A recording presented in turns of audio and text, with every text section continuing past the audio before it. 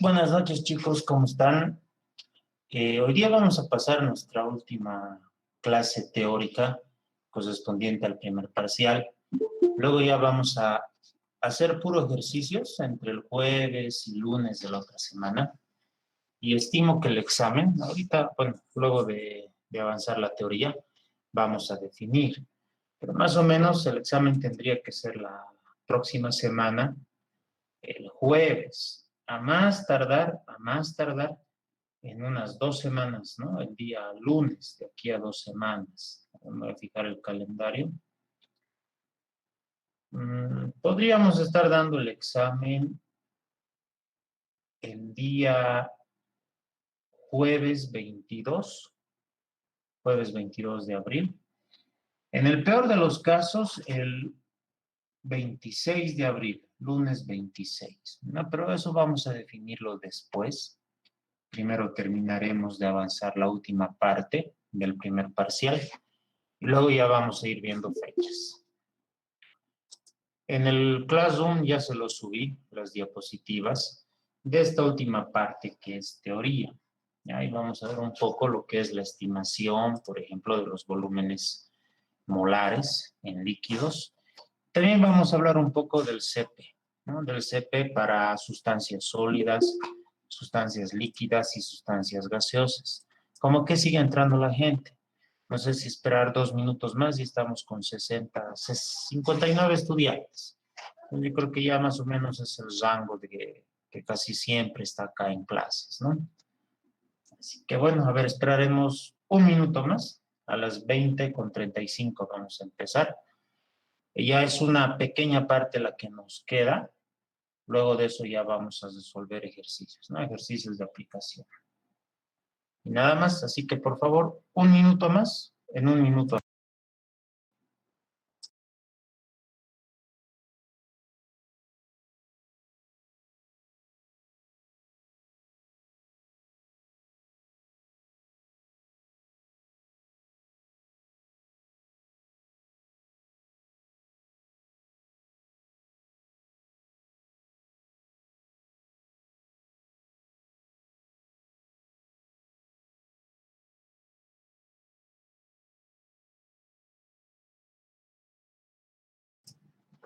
Bueno, entonces vamos a empezar con la exposición de esta última parte. Ahorita voy a compartir mi pantalla. Sigue entrando la gente. A ver, vamos a ver.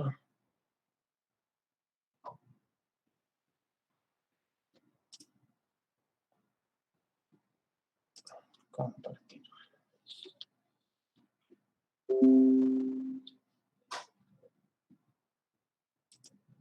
Muy bien. Entonces, esto es lo que he subido hoy por la tarde al Classroom. Y esto es lo que tiene, ¿no? Hoy día vamos a hacer teoría y vamos a explicar un poco de qué manera se puede estimar el volumen molar en líquidos en el punto de ebullición normal. Eso por una parte. Por otra parte, vamos a ver también de cómo estimar los calores específicos en sustancias sólidas, líquidas o gaseosas, pero también en sustancias que trabajan a altas temperaturas. Sí, entonces vamos a dividir la clase en esas dos partes. Entonces, la primera parte corresponde a la estimación del volumen molar líquido en el punto de ebullición normal. ¿Ya? Entonces, a manera de introducción, existen varios métodos aditivos para la estimación del volumen molar líquido en el punto de ebullición normal. Y vamos a ir explicando cada uno de esos métodos. A cada elemento y a ciertos tipos de enlace se le van asignando valores numéricos, ¿no? Valores numéricos que vamos a encontrar en tablas correspondientes al rate. De modo que el volumen molar puede calcularse mediante la suma de estos valores. Prácticamente es sumatoria de valores numéricos respecto a la cantidad de átomos que podría tener cada un compuesto, ¿no? Ya que la mayoría de los métodos emplean correlaciones empíricas dimensionales, es necesario usar las unidades específicas en esta lista, ¿no? Salvo cuando se indica lo contrario en algún método ya determinado. El volumen molar de líquido saturado representa el volumen ocupado por un mol de sustancia en estado líquido y en su punto de ebullición normal, es decir, a una presión de una atmósfera, ¿no? Y habitualmente las unidades que se manejan y que ya ustedes la conocen es en centímetros cúbicos sobre mol. Este volumen es un parámetro empleado en ocasiones en relación al volumen molar, ya que en esta condición las moléculas aún están en íntimo contacto, o sea, por ser un líquido, pero a la máxima distancia que permiten las fuerzas intermoleculares. Esto debido a que justo en ese punto, en el punto de ebullición normal, pues las moléculas líquidas pasan, ¿no? Pasan a la fase gaseosa. ¿Alguien más está entrando acá? Bueno, antes de continuar, perdón que les pregunte, pero están grabando la clase, ¿verdad? Wendy, no sé si está por acá. Wendy está acá. ¿Estás grabando la clase, Wendy? Ok, muchas gracias. Entonces, continuamos. Ya. Entonces, hay específicamente tres métodos que son métodos aditivos para la estimación de este volumen molar, ¿ya? El primer método es el método de Schroeder.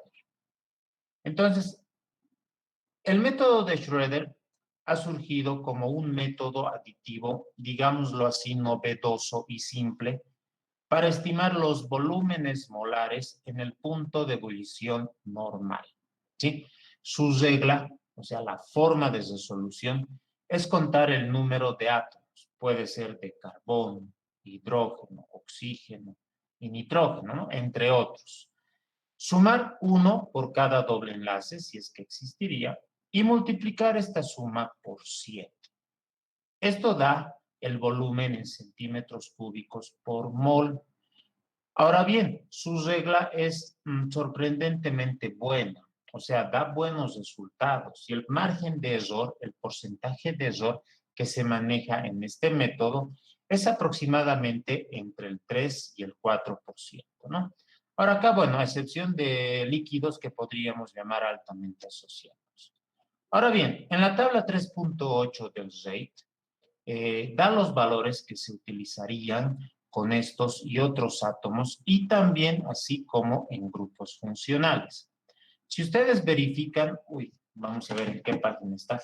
Si ustedes verifican la tabla 3.8, que se encuentra en la página 53, entonces ahí vemos una serie de números, ¿no? De constantes numéricas, tanto para el método de Schroeder como el siguiente método que vamos a ver después, ¿no?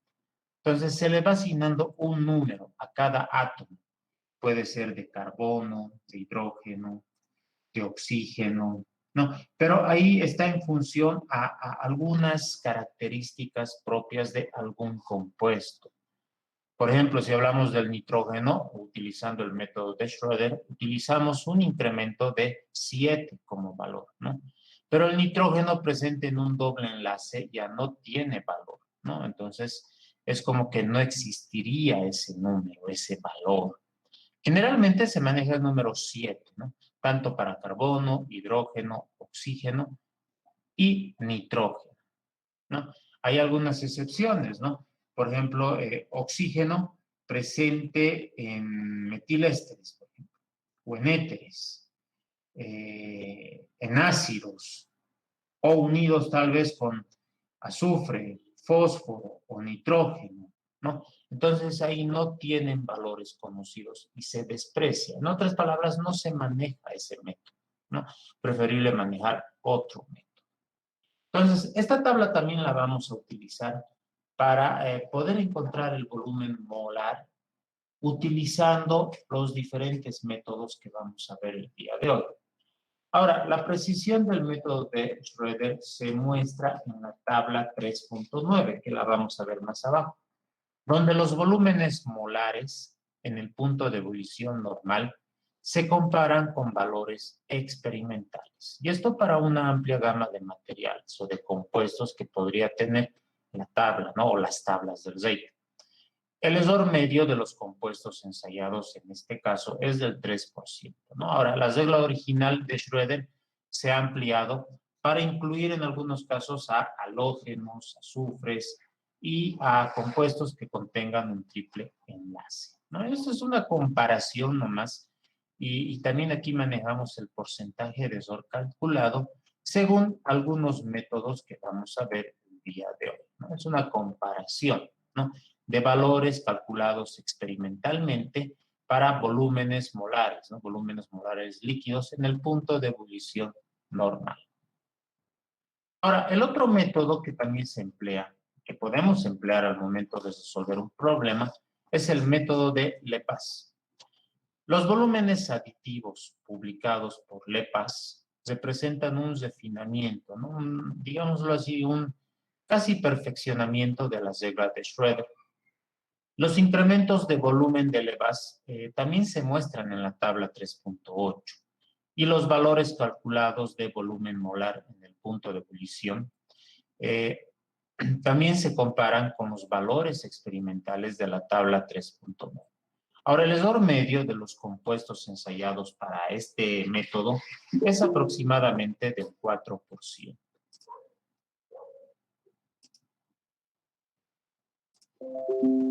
Aunque el error promedio en este caso es mayor que el encontrado por los incrementos de Schroeder, por ejemplo, el método parece ser más general. ¿Por qué? Porque justamente tenemos más valores numéricos, ¿no? No tanto así, exceptuando algunos componentes que tengan oxígeno, por ejemplo, ¿no? Acá, en el método de LePaz, y viendo la tabla 3.8, tenemos valores, ¿no? Valores de oxígeno, por ejemplo, presente en metilésteres, en éteres, en etilésteres, en ácidos, etcétera, ¿no? Entonces, aunque el error promedio, como les dije, en este caso es mayor que el encontrado por el incremento de Schroeder, el método parece más general y también muy preciso, como el de Schroeder, para la mayoría de los compuestos probados, ¿no? Es decir, el error promedio no es particularmente, en este caso, representativo, ¿no? Durante el método de LePaz. Ahora, también hay otro método que ya utiliza una fórmula matemática. Entonces, el método de Tin y Calus, donde el volumen molar líquido en el punto de ebullición normal, está relacionado con su volumen crítico, mediante una relación, ¿no? Mediante una ecuación. Ecuación que también podemos verlo en la página 53, donde este volumen molar B sub B es igual a 0,285 multiplicado por el volumen crítico elevado a la 1,048, ¿no? Entonces, donde tanto B sub B como B sub C se expresan en centímetros cúbicos por mol. A no olvidarse eso, ¿no?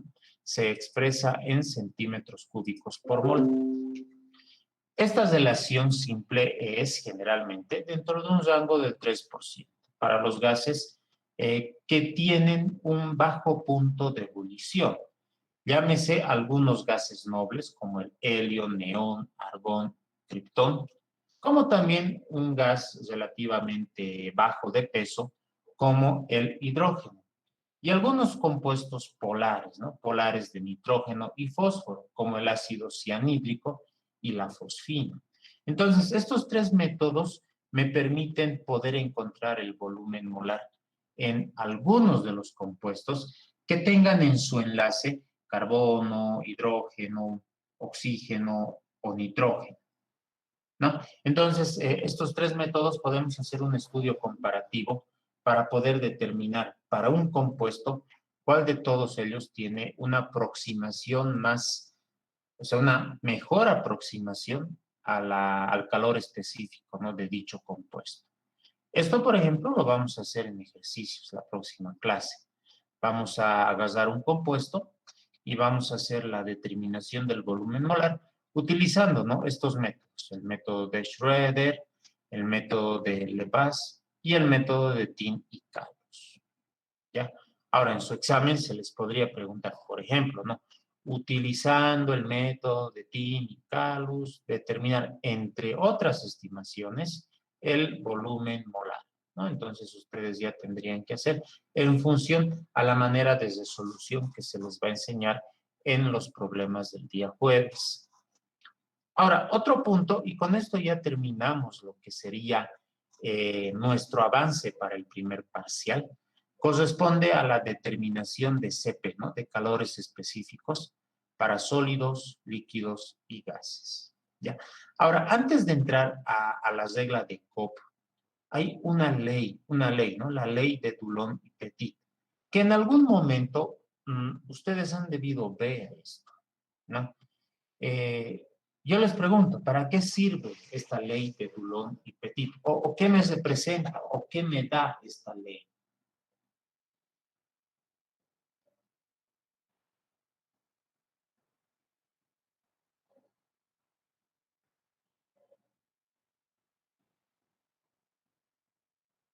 ¿Qué será la ley de Dulong y Petit?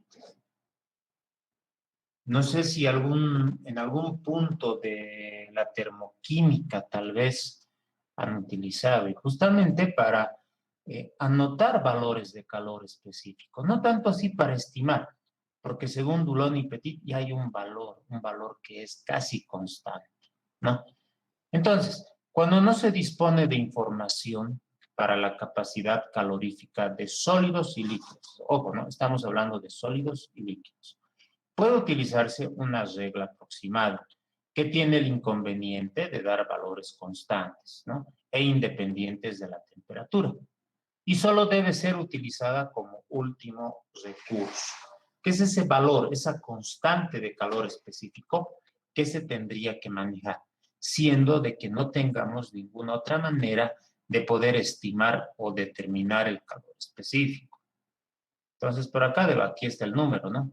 La ley de Dulong y Petit plantea que para los elementos sólidos, la capacidad calorífica a volumen constante tiende a ser un valor invariable de 6,2 calorías sobre mol por Kelvin, ¿no? Al aumentar la temperatura, ¿no? Pero a volumen constante. Sin embargo, la temperatura a que se alcanza este valor no es la misma para todas las sustancias, ¿no? Por ejemplo, el plomo lo va a alcanzar a 1000 Kelvin, el diamante a 2000 Kelvin. Bueno, aunque muchos elementos alcanzan este valor a una temperatura ambiente. Y por eso se toma como una constante, ¿no? Una constante de capacidad calorífica exclusivamente para sólidos, ¿no? Cuyo valor, como dice, es igual a 6,2 calorías sobre mol por Kelvin.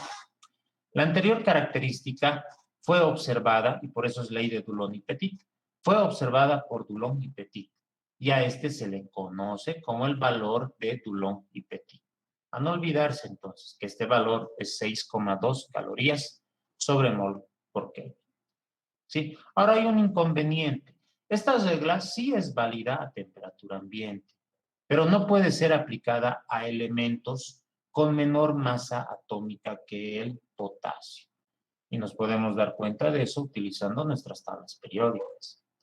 Ahora bien, ya un poco dentro a lo que es la estimación del calor específico, podemos hablar de la regla de Cope, ¿no? De la regla de Cope correspondiente a las contribuciones al calor específico.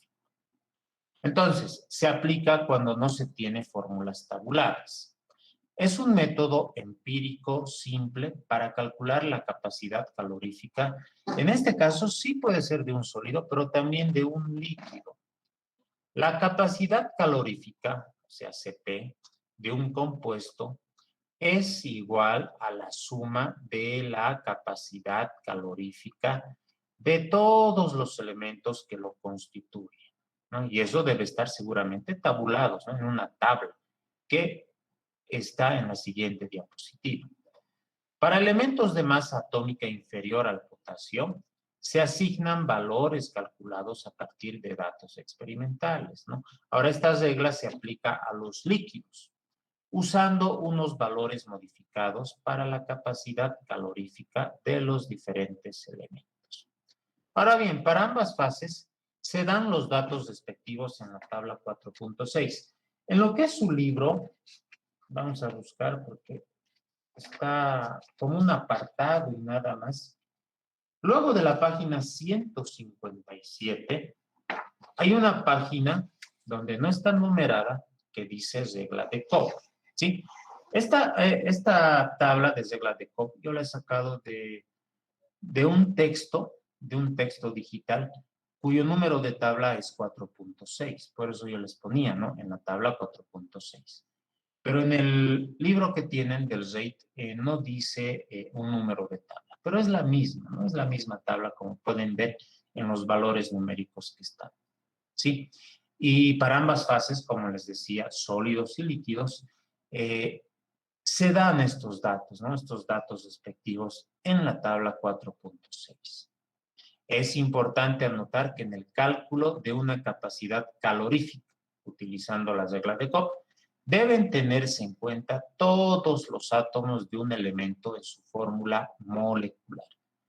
Y que la capacidad calorífica que se encuentra va a estar expresada en unidades molares consistentes. Generalmente, y estos valores corresponden a las unidades de calorías sobre mol por Kelvin. ¿Sí? Entonces, estos valores son las contribuciones al calor específico, ¿no? Tanto para sólidos como para líquidos, cuyo valor de Cp estará expresado en calorías sobre mol por Kelvin. ¿Ya? De la misma manera, ¿no? Ejercicios de este tipo vamos a hacerlo el día jueves. Entonces, por ejemplo, para el elemento carbono, el Cp para sólidos vale 1.8, ¿no? Para el elemento carbono, en el estado líquido, va a valer 2.8, por ejemplo. ¿Qué pasara si tuviera 4 carbonos, digamos, ¿no? El butano, metano, etano, propano, butano. Entonces, para poder calcular el Cp del butano, por ejemplo, tengo que hacer la sumatoria de los Cp's, ¿no? Que están en la tabla, multiplicado por la cantidad de átomos. Si, por ejemplo, estaríamos hablando del butano, ¿no? C4H, ¿cuánto es el H? C4H10, si no estoy mal. 2N, sí, C4H10, ¿no? El butano. Entonces, para el butano, si vamos analizando o vamos calculando el valor de Cp, tendríamos que poner, ¿no? 4, porque hay 4 carbonos, 4 por 1.8 más, son 10 hidrógenos, 10 por 2.3. Si es que, aquí me estoy equivocando, si es que estaríamos hablando de un butano en estado sólido, ¿no? Cosa de que es un poco difícil llegar a ese estado. Podríamos hablar de un gas un poco más pesado y que no esté en un estado gaseoso. El butano es un gas, no es un gas de refinería, ¿no? Entonces, a ver, cambiemos de ejemplo. Cambiemos de ejemplo a otro hidrocarburo un poco más pesadito, como el octano, ¿ya? El octano tiene 8 carbonos. Entonces tendríamos que multiplicar 8 por, y el octano es un líquido, ¿no? 8 por 2.8 para el carbón. Más hidrógeno, 16, 17, 18, ¿no? 18 hidrógenos. Entonces va a ser más 18 por 4.3. Y de esa manera encuentro el Cp. El Cp para el octano en estado líquido en unidades de calorías sobre mol por kilo. ¿Sí? Ojo, esta regla de Cobb es aplicable solo para sólidos y líquidos. ¿Ya? Para sólidos y líquidos, no así para gases. ¿Por qué? Porque no hay ningún dato correspondiente a gases.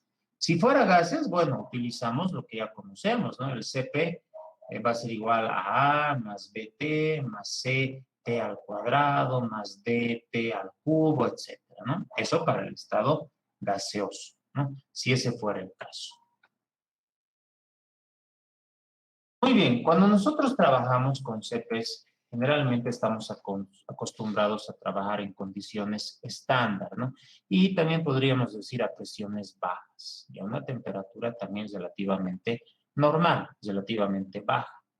Entonces, también hay otro método para estimar las capacidades caloríficas de gases, pero de gases ahora a altas presiones.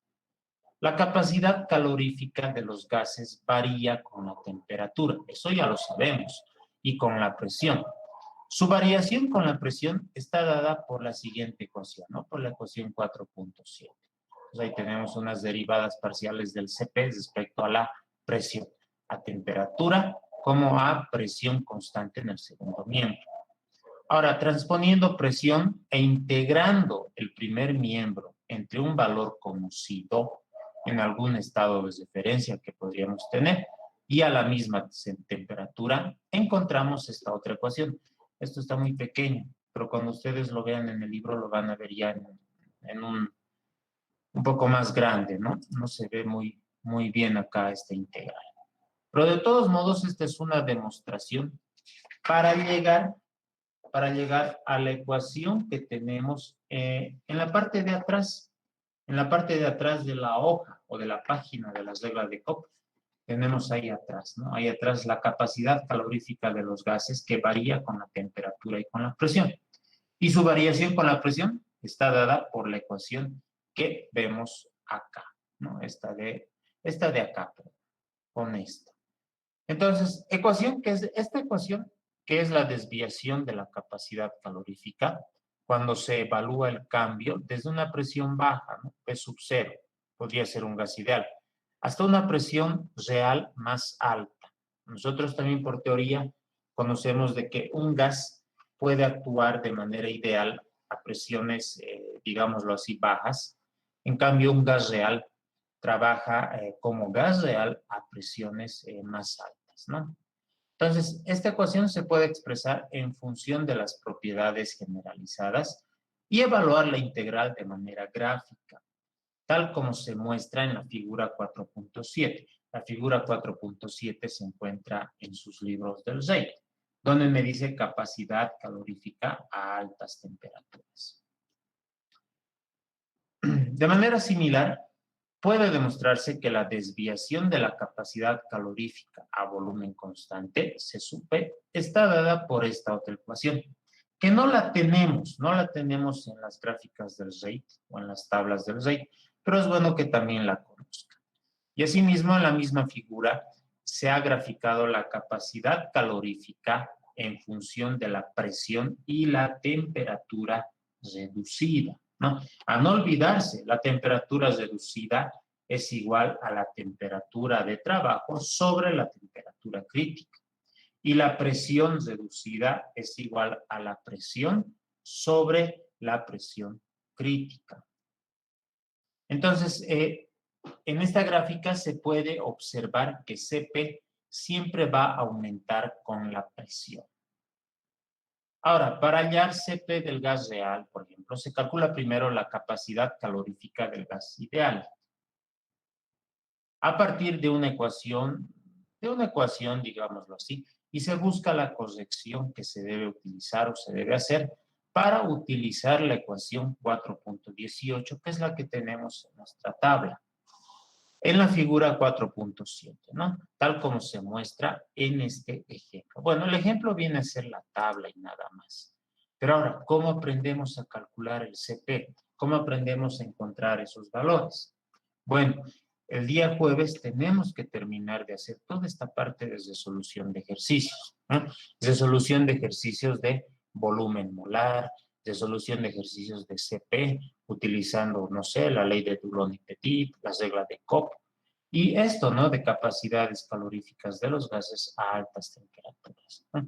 Como verán, tenemos todavía que resolver una cantidad un poquito más grande de ejercicios, pero son ejercicios no tan largos como los que habíamos estado viendo a un principio. Entonces, hasta acá viene a ser el primer parcial, ¿sí? Hasta aquí sería el avance correspondiente al primer parcial. Ahora, ¿qué es lo que nos espera? Yo quisiera tener 2 clases 2 clases para hacer resolución de ejercicios. Para después, nuestra tercera clase, tomarles el examen. Ahora yo les pregunto entonces a ustedes. Voy a dejar de presentar. El examen del primer parcial. Ahorita estamos 12 de abril, Día del Niño, ¿no? Todos tenemos un niño interior, así que felicitémonos todos, ¿no? Entonces, el día lunes 12 de abril. Hasta acá hemos terminado el avance del primer parcial.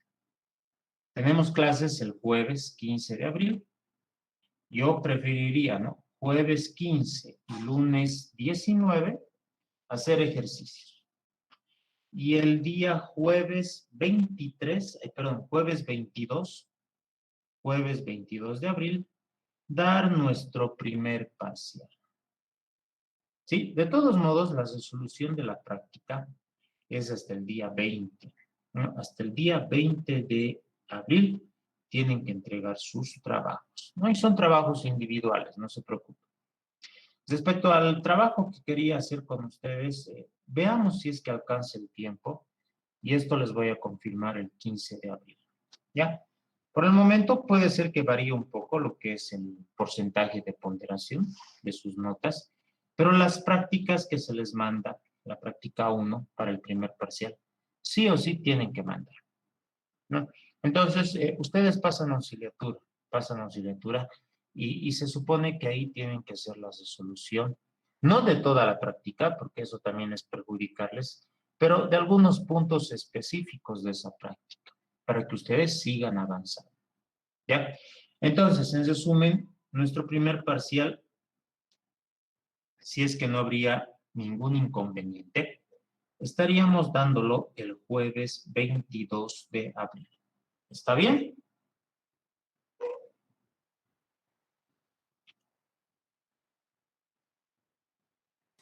Sí, Inge, está bien. Muy bien. Sí.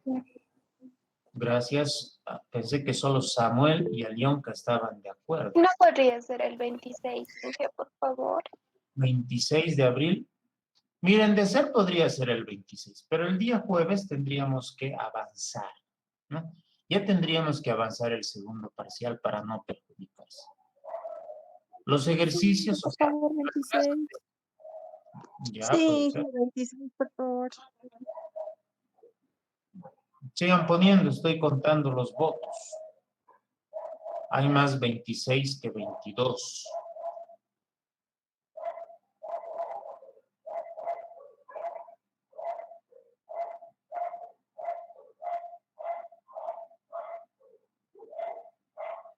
Bueno, por votación gana el 26, ¿ya?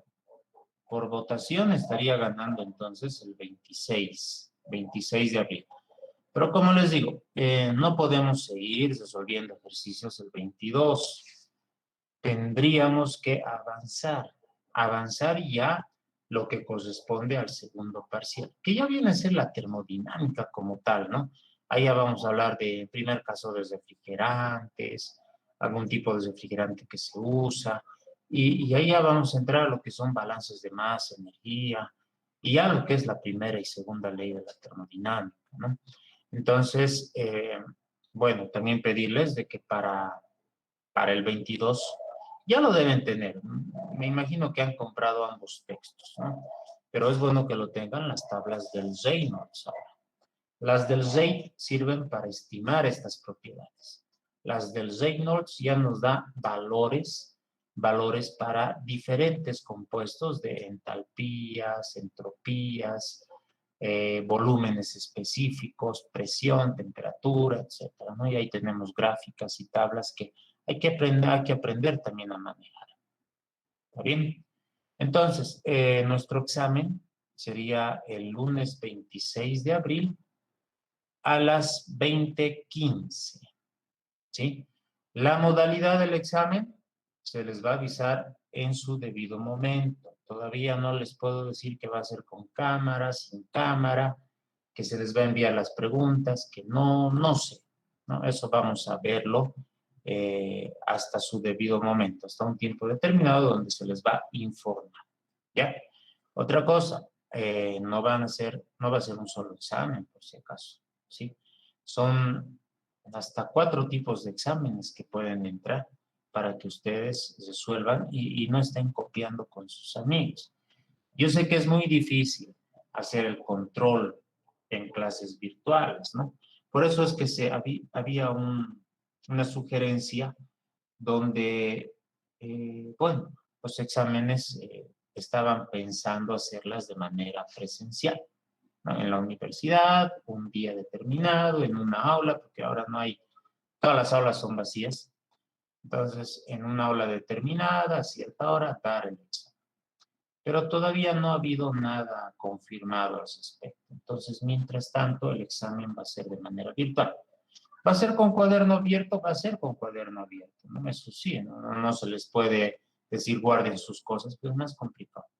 ¿Va a haber formulario? Va a haber formulario también. El semestre pasado, por ejemplo, el auxiliar elaboró un formulario que les mandó en formato PDF, ¿no? Si no estoy mal. Entonces, lo mismo voy a pedirle a Aldo que les suba, o no sé si ya les habrá mandado, el formulario para el primer parcial. Pero de todos modos, el examen es con cuaderno o libro abierto. Bueno, libro no tenemos, pero son las tablas que ustedes van a tener que manejar, ¿no? Y el cuaderno también, bueno, es cuaderno abierto, no va a haber ningún ejercicio, pues, idéntico, ¿no? Los que hacemos en el cuaderno, ¿ya? Entonces, chicos, el examen, no se olviden, tendría que ser el 26 de abril. 26 de abril en nuestra hora normal de clases, a las 20:15. El trabajo práctico todavía está pendiente y está como tarea hasta el 20, creo. A ver, me voy a fijar ahorita en el Classroom. Es hasta el 20, ¿no? Tienen hasta el 20 de abril para entregar el trabajo práctico, que viene a ser el ejercicio, los problemas, ¿no? Que se han elaborado. Son aproximadamente 21 problemas, ¿no? 21 problemas que es bueno de que esto ustedes lo puedan realizar con el auxiliar. No todos, repito, pero de alguna manera las dudas que tengan, poderlas hacer con él. Porque el examen va a ser casi similar a esto de acá, ¿no? A lo que es la práctica. Pero como verán, son ejercicios algunos que ya hemos visto cómo calcular. Y otros más que vamos a ir viendo en el transcurso de la clase del día jueves y del día lunes de la siguiente semana. ¿Está bien? Entonces, muchachos, ¿tienen alguna pregunta al respecto? Inge, buenas noches. Yo tengo una duda, pero no sobre la modalidad del examen, sino sobre unas ecuaciones. ¿Será que me puede aclarar? ¿Cuál? En 2 ejercicios diferentes para calcular CP utilizamos dos ecuaciones diferentes. En una usamos la ecuación de CP de la página 657 y en otra la ecuación de CP de la página 154. Quería saber cuál es la diferencia entre ambas ecuaciones para saber cuál utilizar en qué ocasión. Página 657, ¿me decías? Sí, hay una ecuación de CP y también en la 154, que son parecidas, pero A se ver, utilizan distintos valores. 600, 57. ya, un ratito, vamos a buscar.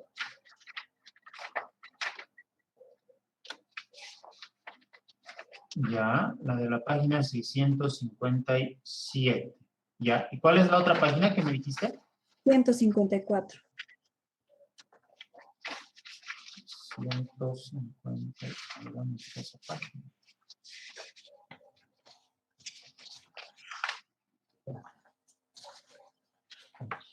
Ya. La de la página 154 es, bueno, primero que es por un método, el método de Jova, ¿no? Y la resolución de este CP es una resolución de manera experimental, ¿ya? Y de la página 657 ya son con valores tabulados que están en la tabla. Y esos ya serían CPs teóricos, por decirlo así. En ambos casos te tendría que salir un valor de CP casi igual. Ahí se puede determinar el porcentaje de error en cada uno de estos CPs.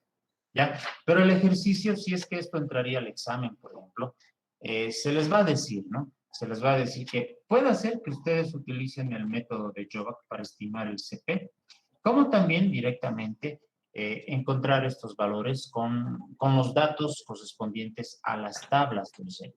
Entonces, esa va a ser la diferencia. Ahí está bien, muchas gracias, ingeniero. No hay de qué, pero en ambos casos te tendría que salir casi un valor constante. ¿No? Sí va a haber un poco de diferencia, un poco de error, pero no tendría que ser mucho. ¿Está bien? Sí, Inge, muchas gracias. No hay de qué. ¿Algo más? Una pregunta más, ingeniero, disculpe, con los nuevos métodos que hoy día hemos avanzado de CP, ¿hay alguna diferencia con las ecuaciones que le acabo de decir o tendría que salir lo mismo? ¿O solo el porcentaje de error varía? Bueno, lo de los métodos, los tres métodos, Schroeder, Lebas y Tini-Calus, por ejemplo, únicamente es para valores de líquidos y de sólidos. Generalmente los datos que están en estas tablas corresponden a gases, pero a gases, digamos, a una presión o temperatura baja, ¿no? Sólidos y líquidos se les va a decir en el problema utilizando el método de Schroeder, por ejemplo, estimar el valor de CP para, digamos, un sólido, sulfato de calcio pentahidratado. Entonces, como es un sólido, ustedes tendrían que utilizar este método de Schroeder, ¿no? Para hacer el cálculo. Ahora, ¿puede ser un gas? Sí, puede ser un gas, pero ese gas tendría que estar trabajando a altas presiones, por ejemplo, como lo que hemos visto en la última parte de las diapositivas del día de hoy.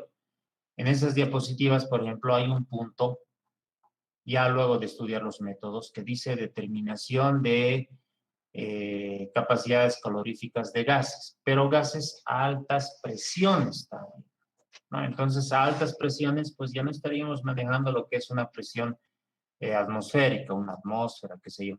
Entonces, ahí hablamos de presiones que son efectivamente elevadas. Puede ser 100 bares, 1000 bares, 2000 bares, etcétera. Pero también de algún modo a temperaturas elevadas, 1000 Kelvin, 1500 Kelvin, que estamos hablando realmente a condiciones bastante elevadas. Está bien, ingeniero, muchísimas gracias. No hay de qué. Bueno, chicos, entonces, si no hay más preguntas, nos estaríamos viendo el día jueves a las 20:15, ¿ya? Traten de asistir porque ahora van a hacer ejercicios y nada más, ¿sí? Otra cosa es mirar la clase grabada, pero otra cosa es pasar la clase en vivo, ¿no? En su momento. Entonces, asistan, porque esa es solución de ejercicios, que es para ustedes. Está bien que el horario es un poco pesadito, pero bueno, no lo veo tan así, ¿no? Estamos desde nuestras casas, estamos ahí al calor de nuestro hogar, tranquilos. Entonces, asistan a clases. Ya falta muy poco para el primer parcial. Aprovechen este primer parcial, es mucho más sencillo que el segundo parcial. Aprovechen esto, ¿sí? Porque el semestre pasado incluso he tenido notas de 80 en el primer parcial, pero lamentablemente notas de 10 en el segundo parcial. Entonces, bueno, traten de apuntar al 100, ¿no? Es una nota que no es ideal. Yo creo que es una nota bastante real que ustedes podrían llegar a esa nota, pero traten de llegar al 100. He tenido también estudiantes con notas de 100 y gracias a esa nota pues se han salvado también, porque su segundo parcial tenían 20. Pero al final lo que se ve se anota, ¿no? 100 más 20 dividido entre 2, aprobado. Entonces, asistan a la resolución de los ejercicios, bueno, asistan también a la auxiliatura. Tienen un auxiliar que creo que 4 años de auxiliar con la materia, o exagero, unos 3 años tal vez, pero ya tiene bastante experiencia. Y también tiene método para explicar, ¿no? Como habrán escuchado sus clases de Aldo, creo que le encanta dar clases, ¿no? Y su metodología de enseñanza también es buena, pues se deja entender. Pues yo algunas veces ahí en mi centro de investigación también lo he visto, lo he escuchado pasando, no termodinámica, ¿no? Sino otras materias también. Entonces, sabe lo que hace también él y aprovechen también que lo tenemos de auxiliar. Algún momento se nos va a ir, ¿no? Porque él ya es egresado, tiene que ser su tesis. Después ya va a ser profesional, ¿no? Entonces, mientras tanto y mientras nos esté colaborando acá, pues bienvenido. ¿Ya? Ya, chicos. Entonces, que descansen, que duerman bien, cuídense mucho. Bueno, siempre cada finalización de clase se les dice eso, ¿no? Porque creo que depende de todos nosotros de que todo esto vaya mejorando. No será inmediatamente, pero vaya mejorando de a poco, ¿no? Y siempre cuídense mucho, cuiden a sus familiares, a sus seres queridos, y siempre, ¿no? Dios mediante, nos vamos a estar viendo el día jueves. Bueno, chicos, nos vemos, que descansen. Hasta luego, Inge. Buenas noches. Gracias, Chao. Inge. Hasta luego. Gracias. Hasta luego.